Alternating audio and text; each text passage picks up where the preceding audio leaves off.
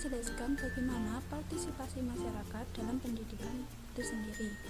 Nah, pada tema kali ini pertama yang akan saya jelaskan yaitu pengertian partisipasi masyarakat. Partisipasi masyarakat berasal dari kata bahasa Inggris yang artinya pengambilan bagian atau pengikutsertaan. Menurut Kate Davis, partisipasi adalah suatu keterlibatan mental dan emosi seseorang kepada pencapaian tujuan dan ikut bertanggung jawab di dalamnya. Sedangkan partisipasi masyarakat adalah keikutsertaan masyarakat dalam proses pengidentifikasian masalah dan potensi yang ada di masyarakat, pemilihan dan pengambilan keputusan tentang alternatif solusi untuk menangani masalah tersebut. Selanjutnya, keadaan dan permasalahan pendidikan. Yang pertama yaitu pemerataan pendidikan. Yang kedua, mutu dan relevansi pendidikan. Yang ketiga, efisiensi dan efektivitas pendidikan. Yang pertama yaitu pemerataan pendidikan. Pemerataan pendidikan yaitu permasalahannya kurang terorganisirnya koordinasi antara pemerintah pusat dengan pemerintah daerah dapat mengakibatkan terjadinya permasalahan pemerataan pendidikan ini. Permasalahan pemerataan pendidikan ini bisa saja ditanggulangi apabila pemerintah dapat menyediakan fasilitas dan sarana belajar bagi setiap lapisan masyarakat yang wajib mendapatkan pendidikan.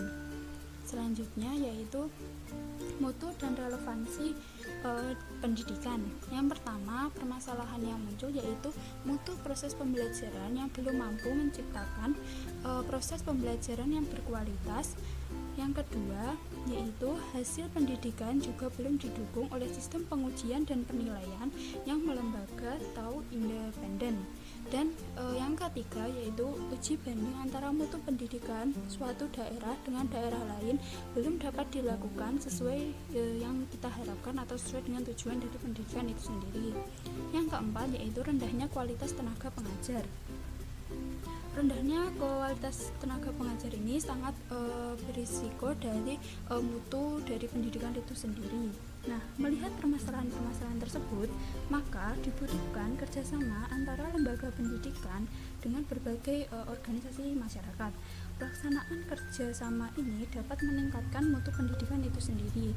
Dapat dilihat jika suatu lembaga tinggi melakukan kerjasama dengan lembaga penelitian atau industri, maka kualitas mutu peserta didik dapat ditingkatkan, khususnya dalam bidang akademik itu sendiri. Nah, selanjutnya yaitu efisiensi dan efektivitas pendidikan. Pendidikan dikatakan efisien apabila sasaran dalam bidang pendidikan dapat dicapai secara efisien atau berdaya guna. Sedangkan pendidikan yang efektif maksudnya ialah pelaksanaan pendidikan di mana hasil yang dicapai sesuai dengan rencana atau program yang telah ditetapkan sebelumnya. Pada saat sekarang ini, pelaksanaan pendidikan di Indonesia bisa dibilang jauh dari kata efisien dan efektif, di mana pemerataan segala sumber daya yang tidak menghasilkan lulusan yang diharapkan. Penanggulangan masalah pendidikan ini dapat dilakukan dengan peningkatan kualitas tenaga pengajar. Yang kedua, pemantauan penggunaan dana pendidikan dapat didukung pelaksanaan pendidikan yang efektif dan efisien. Selanjutnya yaitu bentuk partisipasi masyarakat dalam pengembangan pendidikan. Yang pertama yaitu menjalin komunikasi yang efektif dengan orang tua dan masyarakat, di mana partisipasi orang tua dan masyarakat akan tumbuh jika orang tua dan masyarakat juga merasakan manfaat dari keikutsertaannya dalam program sekolah. Itu bisa dikatakan efektif. Dan yang kedua yaitu melibatkan masyarakat dan orang tua dalam program sekolah. Maksudnya di sini sekolah harus memperkenalkan program dan kegiatan sekolah kepada masyarakat agar masyarakat itu mengetahui kegiatan-kegiatan yang ada di sekolah.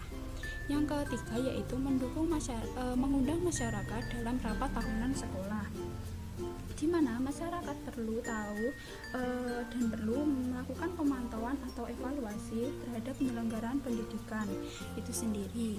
Nah, selanjutnya yaitu Bentuk partisipasi masyarakat dalam pendidikan. Aktivitas yang bisa dilakukan antara lainnya yang pertama yaitu kesiapan sumber daya manusia secara profesional. Yang kedua, stakeholder pendukung program sekolah.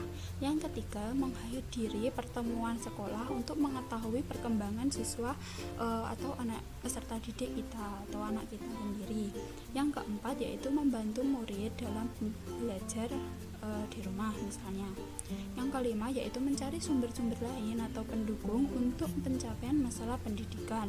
Jadi kita harus ikut memecahkan masalah pendidikan yang ada di lingkungan kita.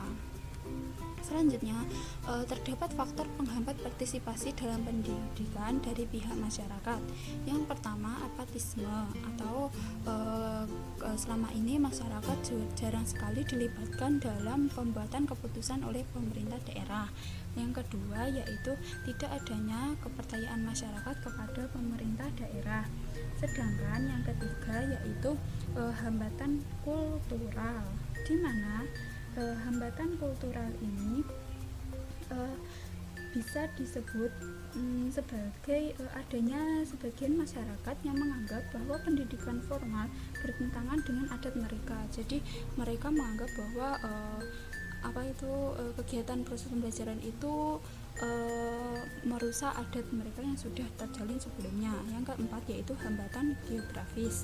Nah, hambatan geografis ini dimaksudkan yaitu jauhnya lokasi sekolah yang diikuti oleh peserta didik dan transportasi untuk menuju ke sekolah itu sangat sulit. Selanjutnya yaitu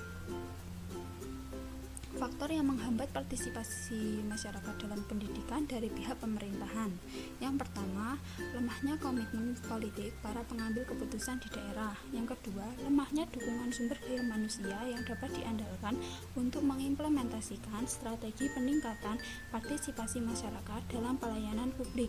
Yang ketiga, rendahnya kemampuan lembaga legislatif dan mengakulturasikan kepentingan masyarakat. Yang keempat yaitu lemahnya dukungan atau anggaran. Jadi sumber daya keuangannya atau sarana prasarana untuk anggarannya ini cukup sulit untuk dikeluarkan.